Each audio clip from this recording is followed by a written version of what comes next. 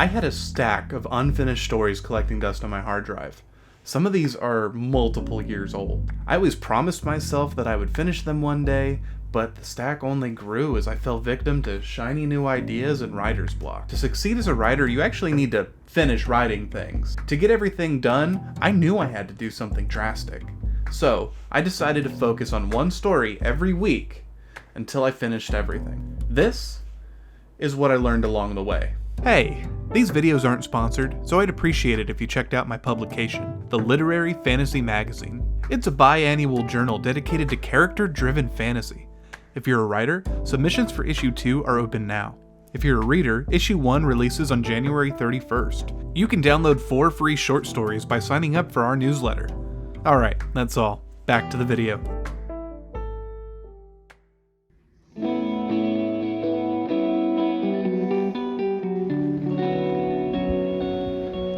About a year ago, I read an article that completely changed my perspective on writing. In a year of 100 rejections, Finney and Burnett discusses their journey submitting as much writing as possible with the goal of obtaining 100 rejection letters. Sounds counterintuitive, doesn't it? At first, yeah, admittedly it does. But Burnett stresses the importance of changing our relationship with the word no. A rejection from a publisher is not an omen that we're terrible writers and should quit. Instead, it's just a sign that our writing hasn't found the right home yet, and that we need to keep looking. A natural consequence of chasing the 100 rejection goal is producing a lot of writing to facilitate it. As writers, we often have our eyes drawn to every shiny new idea that tickles our fancy. We get inspired, we work tirelessly, and then ultimately that next idea comes and you drop the other thing altogether. It's a vicious cycle. This is sometimes called shiny new object syndrome, or a plot bunny, but you need to stop. Think about what you're doing. You have responsibilities, a family. There are stories sitting on your computer, starving for an ending. All too often, perfect becomes the enemy of good, and sometimes good becomes the enemy of complete. I get it. I've been there too. Sometimes we get psyched out, we get stuck in our heads about the story, and part of us probably feels that we're not good enough to find an adequate ending, or that we're just not capable.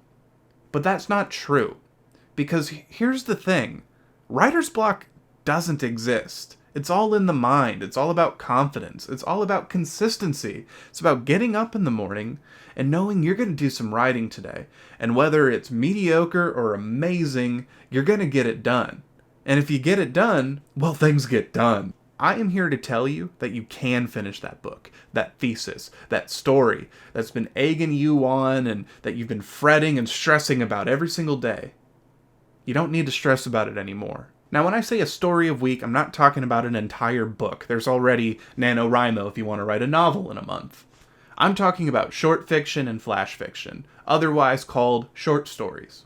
Short stories, in other words, are completely accessible to finish within a short time frame. But I've read a lot of interviews with writers where they have the most trouble with short fiction, and I'm no exception to that rule. So, by focusing down on one story every week, we're making a commitment and saying this is going to get done, and that kind of motivation is pretty powerful. So please, join me on this journey. Trust me, it's not as scary as it sounds. As it turns out, writer's block is a pretty low-level boss. I have 7 incomplete stories that I want to tackle, one every week. The first one is called Regulars, and it's the story that's given me the most trouble, so I thought it was a good place to start. I wrote it somewhere around 2023, inspired by my short time working as a barista. Turns out I'm a terrible barista. I had a lot of really interesting interactions with people who came in all the time, and I thought it would be fun to write a story focusing on the strange characters that walk into a coffee shop every single day.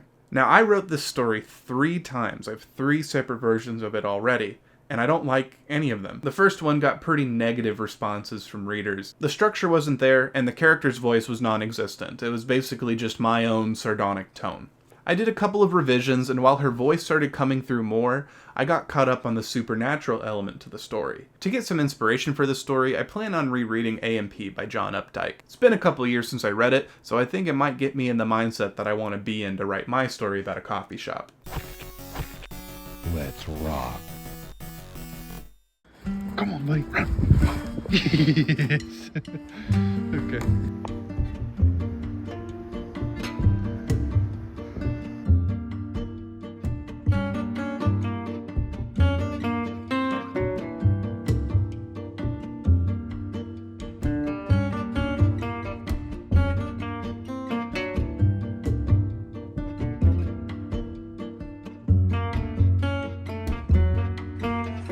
Oh, it's a beautiful day today. Started rewriting from scratch, focusing in on the interactions between the characters and how the POV character perceives them, ditching the supernatural elements. I feel like they were really holding back the story and what I actually was trying to get at with it. About 800 words in. I'm thinking I might actually get done with the draft today. Maybe tomorrow, we'll see. But this is definitely an outlier. Got 7 weeks of this ahead, so if I can continue at a good pace, I might tackle a second story this week. Definitely not something I'm going to count on. I know myself, literally the perfect conditions for me to be fruitful creatively. Reading A&P by John Updike definitely helped kind of get me in the right headspace, specifically on the way that the character described things.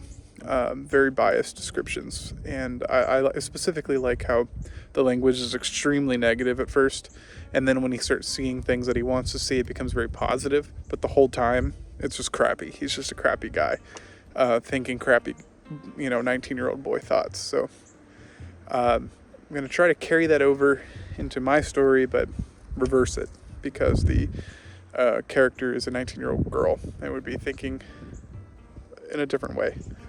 So yeah, I'm excited. It's been a good day so far.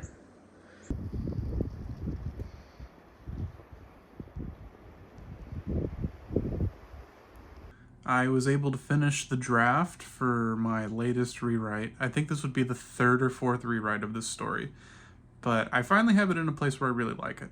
So what I'm going to do, since I'm now officially extremely ahead of schedule, so I'm going to send this off back to my sister a year later, see what she thinks, and let my fiance read it as well. I think both of their perspectives will be very valuable in revision, if there is any major revisions that still need to be made. So yeah, I think I might try to tackle another story this week. If nothing else, I have time to do other things. So I'm going to take this as a win, and hopefully this pace will continue throughout the challenge, because we're in for a rough couple months if it doesn't.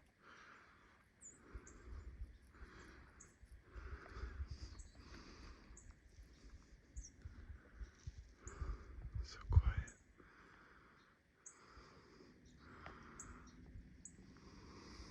So I totally surprised myself by completing the latest draft of regulars on Monday of the first week.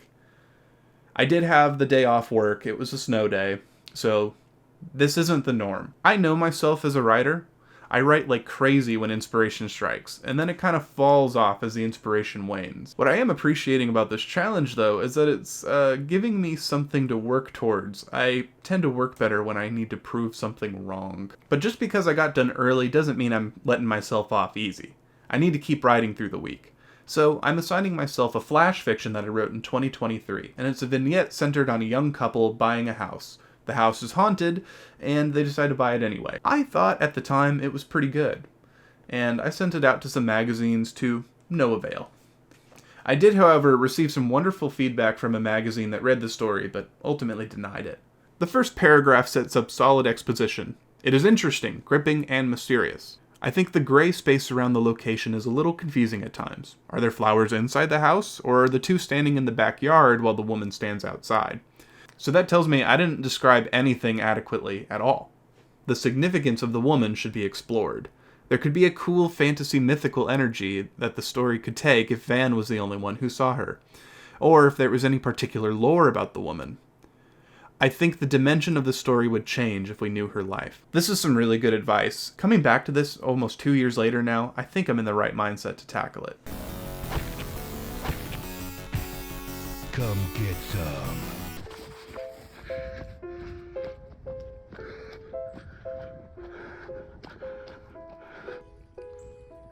There's a squirrel. Yeah, there he goes. Little sneaky boy. Fresh fallen snow is beautiful. But even more beautiful are these eldritch markings that the animal tracks leave. We would never know that they were here otherwise.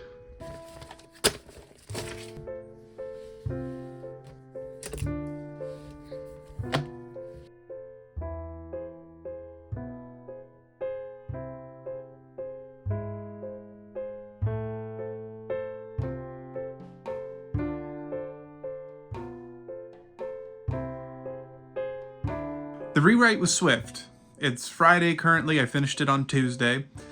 It really only took me about 45 minutes to get that next draft done. Just rewrote from scratch, keeping the format or the structure of the original in mind with the recommendations from the feedback. Now, the real takeaway here is that feedback is an invaluable thing. I remember reading it when I first got it, and I think I might have been offended at the time. I might have thought, well, if it's so good, why didn't you accept it? Well, it's not a surprise to me anymore looking back at it why it wasn't accepted, because of the structure. It was just mired in the mistakes of beginning writers. And I'm not going to claim to be an amazing writer now, but I'm better than I was a year, 2 years ago. And so rewriting it was extremely fruitful. I am thrilled with how it turned out. And I originally marked it as horror too, and in the rewrite I think I might call it more paranormal romance, which is accurate but very different from what I usually would write. If anything, this challenge is showing me that I am capable of things I didn't think I was. I am capable. I finished 2 stories this week that I had on my list, and so I'm really excited to see what I can do next week and get through this backlog so they can stop bothering me, and maybe I can get a few more publication credits this year. I had a pretty good year last year. I had 3 stories published, which is infinitely more than I had the year before, and maybe this year I'm going to aim for 4. Anyway, thank you for watching. This has been a blast to make and really enlightening. I hope you enjoyed it.